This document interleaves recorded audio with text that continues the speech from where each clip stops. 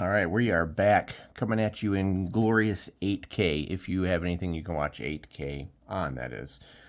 Today we're going to be looking at the counter types in Pacific War. If you watched Saturday, you saw me kind of go over this in a deep dive until my camera blew up. But I've got that fixed, so I'll be back live again sometime this week and definitely next weekend. With a 4K camera, so we should be looking pretty decent then. All right, so Pacific War. I'm going over the engagement book, and these are the solo scenarios that you can read to kind of learn the game and understand what the hell is going on. You're going to see about 3 rule books and a scenario book in this one, and this book is meant to merge in with the core rules. They kind of kept the numbering the same, so I just kind of wanted to go over what I've been learning, which is what the counters look like. The ground units are pretty basic in this game. Nothing too much special there. You should take a note that on this side, we have an activation cost. That's the red number there. Okay, the activation cost is the number of command points that you're going to have to spend to activate this unit in the campaign and strategic scenarios only. In the engagement scenarios, the tutorials are going to be pretty much considered activated, as well as linked, which is kind of like in supply or in command. So on this side, you have an activation point cost, okay, and of course the colors are all different nationalities. I actually forgot to look at the color code, but I'm assuming it's the typical stuff: yellow, blue, that sort of thing, green. I actually did not look at the color setup, which is kind of funny. Okay, once you flip the ground unit over, you're going to notice you have your unit type, your typical NATO symbol here, right? And then you're going to have the number of steps that this unit has, and the steps is basically the number of men in a ground unit indicated by the steps printed on the counter. As you take losses, you're going to lose steps, and you're going to indicate that by hit markers on the infantry here. All right. You can never have more than 48 ground unit steps in one hex. And here's the beautiful board back here, your typical hex. We'll look at that a little bit later, though, in a different video. Now, the number in the middle is the anti-air strength. Can this unit conduct anti-air flat combat? Right here. This number on the left is your troop quality. It's a rating of their experience, proficiency. You might be required to roll a die for a quality check. You roll a die. There's 10-sided dice in this game, and you need to get equal to or less. So the higher the troop quality, the better. Then on the side, you just have your unit designation, like the 69th, whatever, and then you have a division or size symbol right above up there. And there might be some different abbreviations for the designation. You might have like Cavalry Reserve, North Luzon, different things on the side. Let me see if I can find one. Yeah, here's Rangoon, for example. That's British. That's a British unit. And that's really it for the ground counters. Not too much there. Now, the ship ones are a little bit of a different story, as you can imagine. Very important in Pacific War. So we can look at those real quick. The size of your ships is going to be represented by this designation here. So, for example, if you see the Agano, which is a CL-12, a CL, which is in this book, it'll tell you that that's a light cruiser, and that represents 2 ships with some exceptions. So that's 2 ships on this counter, and CL is a light cruiser. Now, if you go up to something like Yamashiro, that has a BB designation, and a BB is a battleship, and that's a capital ship. That's a single ship. So that's what those are telling you here. And you can look these up in the engagement book. There's a little chart for it where they cover that. For example, here, you'll be finding that just on page 6. There's a chart here, and then there's one on the other side. I've already massacred this rule book, so then we can go here, and you can see where they're talking about what those mean. All right, some of the other things to look for on here. The activation point cost is up here in the upper right corner. Now let's flip it over real quick. You're going to see some other numbers down here, and this is your gunnery, your short, medium, long, and gunnery strength. Short, medium, long. And then you're going to see some numbers up here like torpedo range, short and medium. So torpedo, short, medium, 4.2. You're going to see B4, that's their bombard strength. B for bombard. Okay, so bombard, torpedo, gunnery. When you flip this over, these numbers are going to change again. You have anti-air is the lower left. And it also tells you if it has a spotter plane. For example, this red plane means it has a spotter plane. And the hit capacity is basically the hit points. How many hit markers can it take before it sinks? If it's got a C, that means you can cripple that ship. Okay. All right. So that's basically your standard naval counter. Now, there's also air counters in this game. This is going to be a short video. I just kind of wanted to go over what I've been learning, at least. Your air counters are substantially more crowded. So let's just take a look at what we got here. You have your name here, right? These also have activation numbers. So the back is the non-activated. And your activation point cost is going to be down here in the lower right. The type of aircraft is the number of engines, basically, and they've got categories for that, like F, for example. The aircraft status level is kind of like the unit's experience, and 0 is the worst, and L1 and L2 are better. Okay, so the aircraft type corresponds to, like, B for bomber is 4 engines. And here, F for a fighter is 1 engine. And then you might see T. Let's see if I can find a T. Here's T, for example. T is a tactical, that's 2 engines.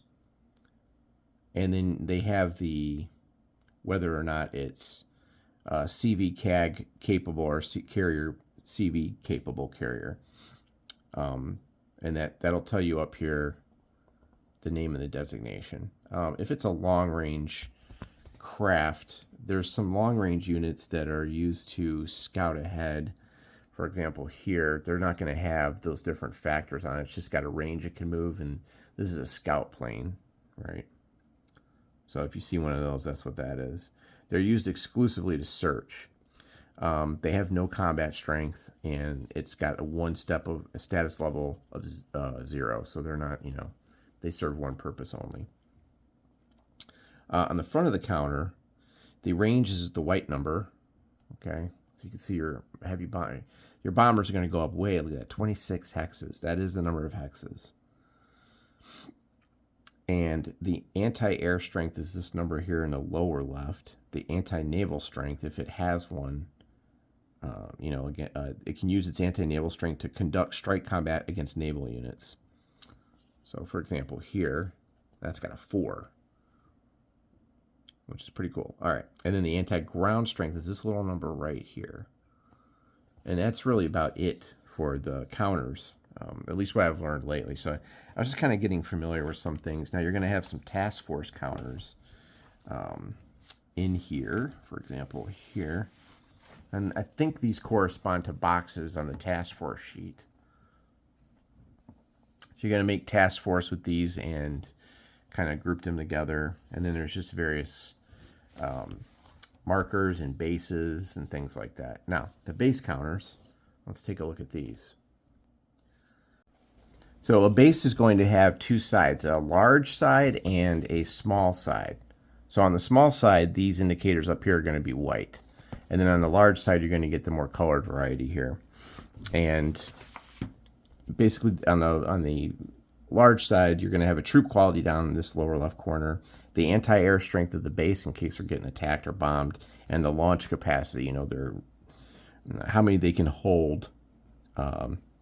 It is possible to build an air base at any ground hex on the map, but it takes longer to complete, and there's a whole engineering thing for that. Base units on airfield locations are air bases and have launch capacities. The launch capacity of a base unit simply limits the number of air steps that can be alerted or sent on a mission. And then if you flip it over, you have the same thing, but this is like the small version of a base. And you can see the numbers are drastically reduced there. All right.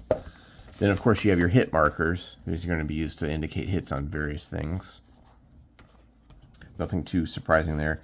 There is a submarine patrol unit counter. I don't think we need to go over that. There's also a submarine unit, but they're really simple to understand. They have like 4 things on them, so I don't think I need to go over that too much.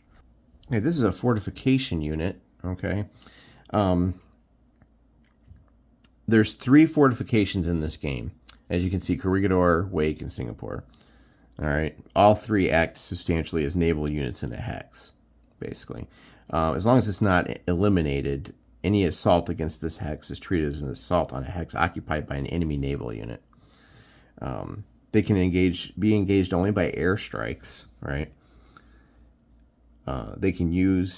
Naval units can use their gunnery strength, not bombardment, but calculate the effect on the bombardment versus installation. And each of these takes 5 hits to eliminate. So, just a heads up on what those are. Then here's your submarine patrol markers I was telling you about. Those will go out on the map as well. Aircraft carriers, that's your CV naval units, CV, CVL, CVE. And some of those you can see. Like for example, here you can, this one. These are all aircraft carriers. You can see right there, CVL, CVE. They are capable, only CV capable air units, right? F air units, CV capable F air units of the same nationality can operate off or land on one of these. So that's where you gotta look at your fighter and see if it's capable. You'll see like CV capable fighters. Let me see if I can find one real quick. Oh, I gotta get on the other side here. Something like this where it says like CAG 20. That's a fighter. This can go on an aircraft carrier. It'll have CV or CAG up here, the naval color, and then you have your F identifier on your airplanes in case you're wondering what that is up in the corner.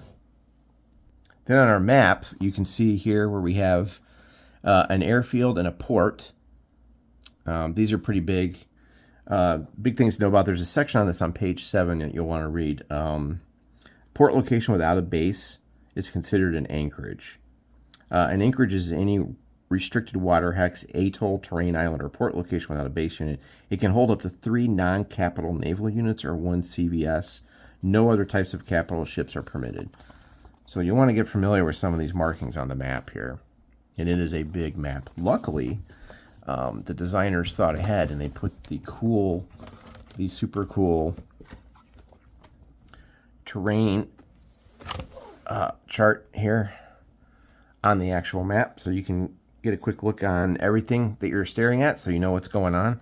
And the weather chart is also here. It's broken into zones, so if you're in Southeast Asia, etc., you're going to be rolling and you're going to get different results depending on what part of the Pacific you're looking at here. But yeah, this is a great map, so everything's labeled clearly on there for you. And if you're wondering, yeah, I'm actually going to try to learn this, which is kind of scary. Even if I have to do the engagement things, by myself just to try to understand stuff, I'm going to try to get a grok on it, and you never know what might happen. Will I play it right? Probably not. Yeah, some of the other counters here that you're going to see are, like I said, the number of hits. You're going to have activated markers. The battle cycle move marker number indicates the amount of ground movements the unit may conduct. You have your control markers. Again, here's your task force, if it's detected or undetected. Airstrike marks. Ops complete, kind of like the Vietnam game. Siege markers. Entry hex sides, all different types of terrain markers. I don't really need to go over these. These are pretty self-explanatory here. But the book does a good job of the rule. This is just the rule book, right? It does a good job of breaking down all this stuff. Zoom in a little bit here. Describes different things that are going to happen on the map. 1 hex islands, a named location, all that fun stuff. So, there's a separate 1 map scenario map unmounted that can be used as a substitute for A and B for most of the non-strategic scenarios. And there's this one here, the only paper map in the game. bring that out just a little bit. All right. So all in all, not too bad. The counters, you know, that's the stuff. That's a start, right? If you know what you're looking at on the counter, you can kind of get used to the game. And then it goes into the D10 note. Include a 0 die roll as a possibility. Do not read a 0 as a 10. I've made that mistake before in other games. And then we kind of go into the operation displays and things like that. So I'm going to cover that in a different video. But this book does a good job of really explaining the basics. So you can get into it, you know, reading it like every other type of war game. And then you're going to start to get to the phases and how the game breaks down, and that's where it starts to get complicated. So there you go. All right, so I'm set up for streaming again. We'll have some more cameras next time. I got the lighting a little bit better. And I ordered Captain C from Legion War Games. So I hope to be playing that this weekend. Okay, so that is just a short video tonight over the different counters in the Pacific War. And now I've got to dive into all this fun things.